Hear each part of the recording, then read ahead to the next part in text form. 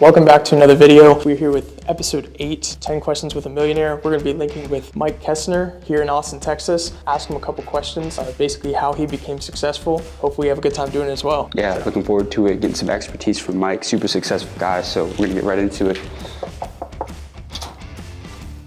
Mike, how you doing? What's going on, Jack? How you doing, buddy? Come on in. Good to see you. How you doing, buddy? Good. Awesome. Yeah, so we got like a couple questions for you. Obviously, we kind of met in kind of an interesting way. Pretty much we were out doing street interviews for Hard Knocks, just trying to find answers for, younger people starting out in the real world, and ended up running into you and we did an interview. I believe like the big question that we had asked you that had gone kind of crazy viral on the channel was what industry is the best to get wealthy? And one of the answers you said was private equity. It went crazy viral. I think well over 2 million views. Yeah, well, I got a funny update to that. So now my son left his job in consulting and is now at a large private equity firm in New York. Amazing. Yeah. And my son-in-law left investment banking and has now started a private equity firm. So that's kind of weird. Yeah, There's very little chance. Yeah. They probably didn't even watch the clip, but it's just serendipitous. Like, oh, that's kind of weird. I said that. And all my insurance buddies said, oh, thanks a lot. Yeah. Don't you want people to get into insurance? I said, Exactly. it's just my honest answer. What career did you originally go into out of high school and college? Like, kind of where did you go from there to get to where you are today? So I went to LSU many years ago, thought I was gonna be a baseball player, ended up sitting on the bench, learned how to chew tobacco there, transferred to University of Denver. Ever since I transferred, LSU's been like a top 10 team. I guess when I left, they became good. And then after college, first job, I think I was a headhunter. I quit after a month because it was cold. I didn't like getting up at 6 in the morning, taking the train downtown Chicago. So I had to establish a little more grit in my life, and I didn't have it then. That ended quickly. Then I got a job with a large company and transferred and moved to St. Louis, which was great. I learned a lot. It was a good experience. I met my wife in St. Louis 34 years ago, so I'll always be happy and think highly of St. Louis. Then I wanted to move home because my mom was a widow and I kind of felt guilty. Ended up getting in the insurance business. I've been in the insurance business for over 30 years. I was a producer. I didn't know what I was doing for the first 3 or 4 years, but I kind of always knew that if I just hung out with authentic, good, high energy people, they were eventually going to be successful, and then I would eventually be successful if I kind of played the long game. And it worked out. So I did that for 25, probably over 25 years. Met a young guy who's the CEO of an insurance firm 5 years ago, roughly, and thought my old firm, we'd grown to be a large, firm, 2,000 people, private equity roll-up. Thought we'd purchase him and just became friends. A year later, went to dinner with him and my partner and myself, and he made us an offer we couldn't refuse, and it's been the most enjoyable 3.5 years of my career in the insurance industry, just kind of coaching all the youngsters, trying to leave a legacy. What exactly has been your best and worst financial decision? Best one might have been pre-pandemic. I was just on an airplane reading about Nautilus, which when I was a kid, it was like the first gym, Nautilus machines. So I was just reading about it pre-pandemic by like a month. I go, they own like a piece of Schwinn and some of these other companies. So I poured some money into Nautilus. Pure luck. Then the pandemic happened. I poured more money into it, figuring, well, people are going to be stuck at home, it seems like. They're going to buy this stuff. That was the best. The worst would be either Coinbase. So I gave a lot of those winnings back, although I'm still holding on. I would also say our home that we raised the kids in, we were there for 20 plus years. Yeah. I think I'm the only person that was in a house for 20 years that broke even. I wouldn't trade anything in the world though. Incredible memories. It was a beautiful house, good neighborhood, so nothing but good memories. And just, I guess, the timing when we moved wasn't perfect. So I would say that and Coinbase, but Coinbase, I'm still fingers crossed that that'll be okay.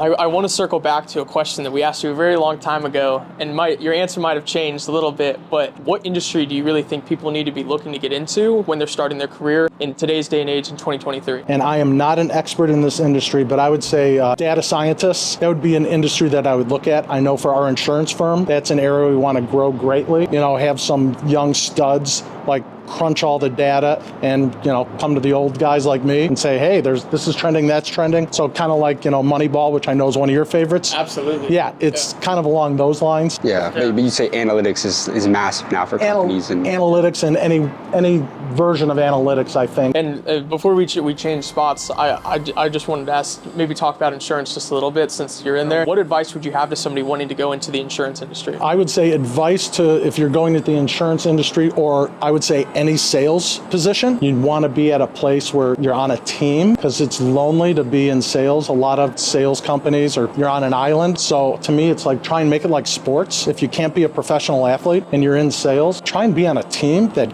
gets along and is really a team. So when you win, it's fucking fun to celebrate. Yeah. And when you lose, you blame each other and blame the prospective client. So I think team selling is huge. I'm going to kind of follow up with you since we're kind of on the topic of sales now, but what is your secret to sales when you're on a call and you're trying to close a deal? So one secret is they don't let me on the calls anymore. I run sales for our company. So we have like 25 sales folks in 5 or 6 different teams. Wow. With specialized verticals. So I am rarely on the calls anymore. I'm just pretty much coaching on strategy. Right. So some of our sales folks, they're technically brilliant, they're likable, they're personable, they care about the client, and they have very, very creative solutions that most of the folks in our industry just don't have because they're not as intelligent as our teams. What do you implement throughout your company to really stand out against competition that kind of sells you guys over other companies? Everyone at our firm, if you're in sales, you're on a team, and then you have a specialty. Our specialties are private equity. So we have like 10 people that could go to a private equity conference and they could talk about private equity, almost as much as the private equity folks.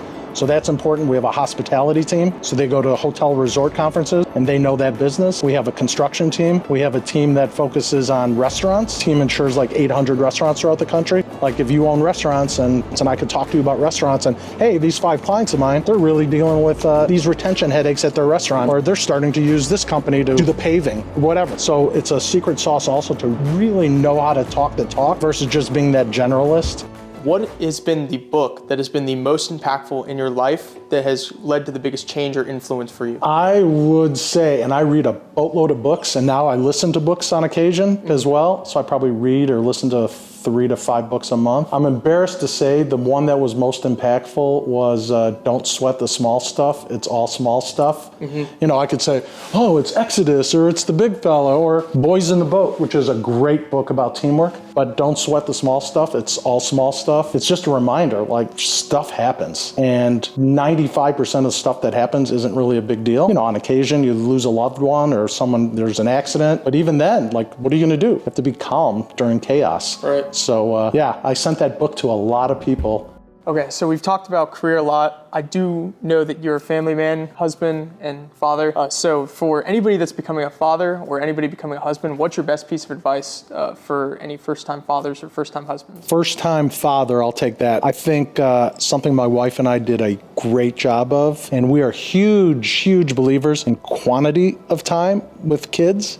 We just that safety of the kids when they're real little, just kind of knowing that you as a parent, you're always around, you're always there. I think it's incredibly important. So that's the first thing that comes to mind is just quantity versus quality. And then first-time husband, it's hard. So the tip I would give is obviously all the basics, complete love and respect for your spouse. But I think it's really important if you're a hammer and you actually go to an office and work most days, before you get home, maybe pulling over, taking a deep breath, and remembering that, all right, good day, bad day at work. It's time to pay attention and be a partner to your spouse when you walk in those doors. And any other tips on maybe when you get later into a marriage, your kids get a lot older? I think you have to be authentic, obviously, and I'm not an affectionate person, except for with 3 people in the entire world. I'm not a guy that hugs guys or girls, but I think it's really important to be affectionate with your kids and your spouse, and sadly, a lot of people aren't. And then I think it's really important as well. If you're silly, be silly with your kids. If you're serious, try and add a little humor and find common interests. My son and I,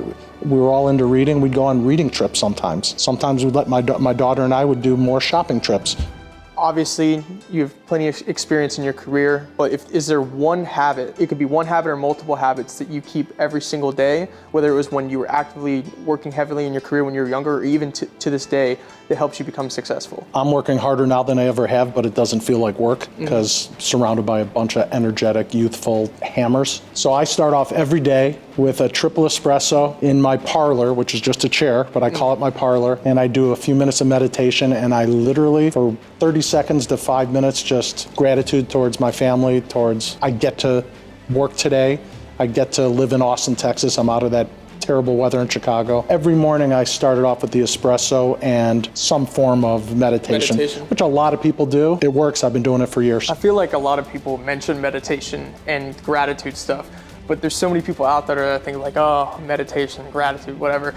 Is it overlooked in a way? Like it really works. To me, the espresso is the best part. Gratitude is, I think, pretty easy. Like just, everyone has stuff to be thankful for. So that's pretty easy. And then meditation, I do a 3-minute meditation or sometimes an 8. And 90% of the time, I'm thinking about business or my family. For 94% of the meditation, I don't know. But to me, it's a habit and I feel good when I'm done.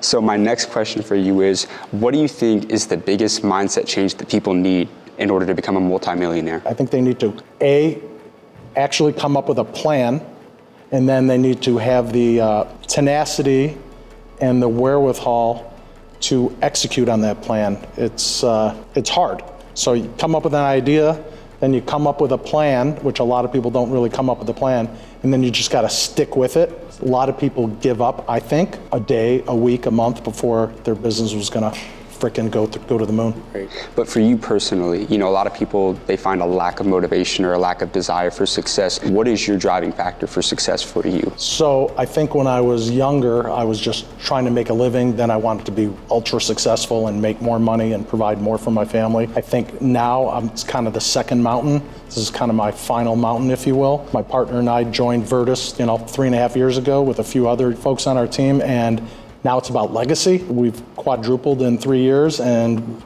I can't even imagine where they're gonna be and where we're gonna be in 5 years and in 10, 15, 20 years. So it's legacy, having a small impact on a bunch of guys and girls your age who are on their way to making millions and millions of dollars. So hopefully they remember some little piece of advice I gave them to help them be more successful professionally and personally.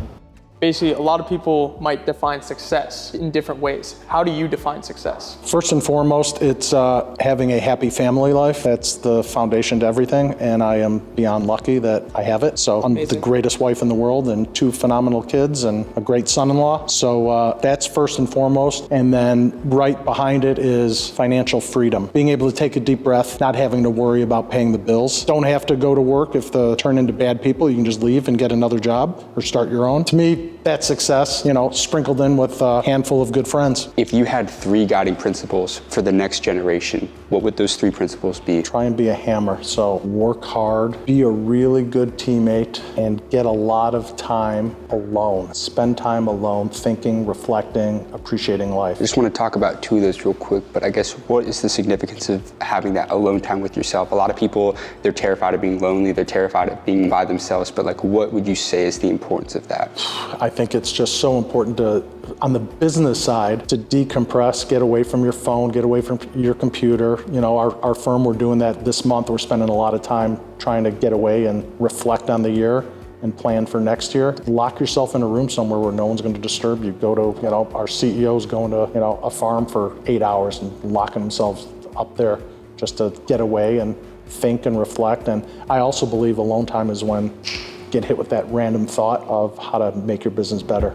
If your bank account hit 0 tomorrow, what would be the first action that you would take to kind of build your empire back? I would get back into full-time sales because I know I can still hustle and out-hustle people and outwork them and get some commission checks quickly. And with those commission checks, we talked about what you look for when you invest in a company. Where do you think people should really look to kind of invest and put their money that you're seeing is really making a lot of people successful? I think, diversifying, so putting money in the market, putting money in real estate, I think is really smart. I've also always put money in private companies, so private equity, or if you have friends or people that are starting companies and you can invest in those. And then maybe investing in your hobby, whether it's like collecting cars or baseball cards or something like that. I've seen a lot of people that end up turning their hobby into something that becomes financially successful. So if you were to start a new company tomorrow, what resources would you grab and what company would you start? What resources would I grab? So I'm old enough and I know enough people now where if I had that incredible idea, I'm confident I could raise the money. So that wouldn't be hard. The idea I think I would probably do, and I've kind of been keeping in my back pocket for retirement, I would start a company that taught people how to be better parents. I've just always been fascinated that I think there's parenting in general is subpar. And I think my wife and I have made it our mission, and I think we're pretty good at it. We've asked you a lot of questions today, so thank you so much for your time and just your mentorship and impact for some of these questions. But I did want to ask, just to wrap up the video, how do you want to be remembered by? Ooh, I've thought about that before, and I think it's, besides being an honorable, hardworking, incredible husband and father, I would say authentic, just real. I tell it like it is. Sometimes that's good, sometimes it's not, but just a nice, authentic family man who also kicks some fucking ass in business. I love that. Guys, that kind of wraps up episode 8 of 10 questions. Mike, thank you so much. I did want to get into your current company, Virtus, kind of what you guys are doing there. If there's anything that you want to tell the audience kind of about Virtus and what you guys got going on. Yeah, so our industry is male, pale, and stale. Virtus Insurance, headquartered Kansas City. We have offices Fort Collins, Colorado, Chicago, St. Louis, Austin, Fort Worth, and Memphis, Tennessee. We're over 100 people, and if you're stuck in a sales position or a service position and it's with a bunch of people my age or older and it's slow and boring, we are the antithesis. We are shaking up the tired industry, incredibly young, energetic, specialized. It's a game changer. So if you're bored and you want to have unlimited income potential and joy in your job, track me down. Thank you. Thanks, guys. Make sure to like and subscribe and comment down below what answer was your favorite and which question that Mike answered for us. Thanks, guys. Thank you so much for giving your insight and your success. Whew. Do we want to reshoot? let's let's just reshoot it real quick.